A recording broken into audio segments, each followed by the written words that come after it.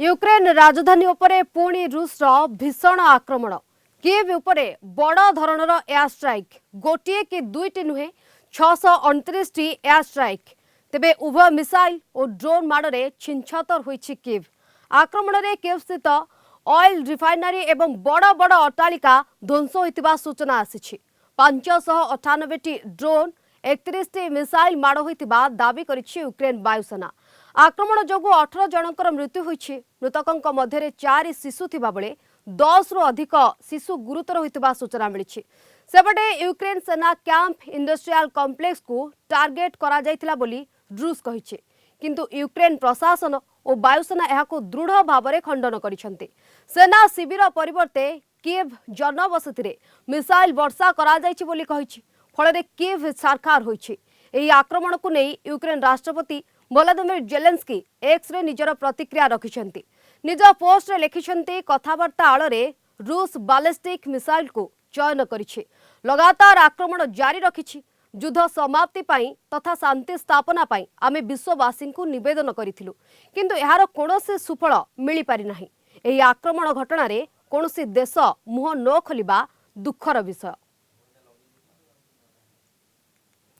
तेज अधिक आलोचना करबा ए बाबद आम सहित फोन लाइन रे जोड़ी होती प्रोफेसर मानस बेहेरा अंतर्जातीय व्यापार विशेषज्ञ प्रोफेसर बेहेरा आपण को आलोचना को स्वागत जितेबाला ये आलोचना करा जाउतिला शांति आलोचना करा जिवो 2-3 वर्ष धरी चली ये घमाघोट युद्ध रे गोटे पुनच्छेद पड़िबो किंतु लगातार ये आक्रमण कौन सुझाउछि बोली आपण भाबुछंती एटा रूसिया रोड अमानवीय आक्रमण कारण युद्ध समय निरीह नागरिक मानू टार्गेट करवा ता सहित शिशु मैंने मृत्युवरण करवा ये कौन परिस्थिति ग्रहणीय नुहे ट्रंप आउ पुतिन आलोचना पर यहाँ बड़ धरण आक्रमण जो जहाँ पर 600 रु ऊर्ध मिसाइल बा ड्रोन ने आक्रमण होती सुपरसोनिक मिसाइल संपृक्त अच्छी सिविलियन टार्गेट करवा यहाँ युद्धर समस्त युद्ध आईन उल्लंघन रूस निश्चित भाव अक्षमणीय अपराध करी जदिव सफेई दूसरी से सेना को टार्गेट करी किंतु 6टी जिले में कीव्र 6टी जिले आक्रमण होती सेना को केमी टार्गेट करागला तेणु ये जस्टिफिकेशन किसी यौक्तिकता ना ये गोटे निरीह लोक मान टार्गेट करवा सेना को आक्रमण करने आड़े जो सिविलियन माने अच्छा जहाँ गणमाध्यम रिपोर्ट कर जो बड़ बड़ बिल्डिंग निरीह साधारण नागरिक रोचंती सेठी आक्रमण करवा 15 रु ऊर्ध्व लोक मृत्युवरण करवा एवं जिते गोटे आशा थिला समग्र विषय पुतिन ट्रंप आलोचना पर जे किसी नेगोशिएशन हम आलोचना हम ता पूर्व आक्रमण करने कौन वार्ता देवाक रूस चाहूँगी ता टर्म रे समस्ते एकमत हे सी जो शर्त रखिए सी शर्त विश्ववासी बा यूक्रेन राजी हे यहाँ नेगोशिएशन हुए समस्त को किसी पाद पछक घुंचा पड़े कंप्रोमाइज करा पड़े नाटो मेंबर हम नहीं बा किसी अंचल तार नेगोशिएशन रूपरेख कौन हम से आलोचना टेबुल बसले जहाँ हम से समस्त आलोचना टेबुल बसवार प्रक्रिया टाक पूरा ध्वंस कर रूस निश्चित भाव में यहाँ कौन शांति चाहूबा राष्ट्र प्रोफेसर बेहेरा यहाँ आमे कहि परबा जो टिकक गोटे आशा रही वर्तमान ताहा महुली जाइछि ई आक्रमण पर निश्चय कारण समग्र यूरोपियन यूनियन यूक्रेन पछरे छेड़ा होती अमेरिका छेड़ा होती यूक्रेन जे एकुटिया गोटे दुर्बल राष्ट्र आक्रमण कर सरेंडरिंग पोजिशन को नहीं जिवे बा परास्त करदेबा ता जगह नहीं जिवे तेणु ब्रिटेन निंदा करिछि फ्रांस निंदा करिछि यूरोपियन यूनियन निंदा करिछि समस्त निंदा कर पछर अच्छा जो खोलाखोली आसी ना जो साहाଯ୍य करेंगे कि प्रति आक्रमण कर चलो बंद हम नहीं उभय देशर साधारण निरीह लोक क्षतिग्रस्त उभय देशर अर्थनैतिक क्षति एवं विश्व अस्थिरता सृष्टि करुच्ची तेणु गोटे नेगोशिएशन टेबुल को जाइकी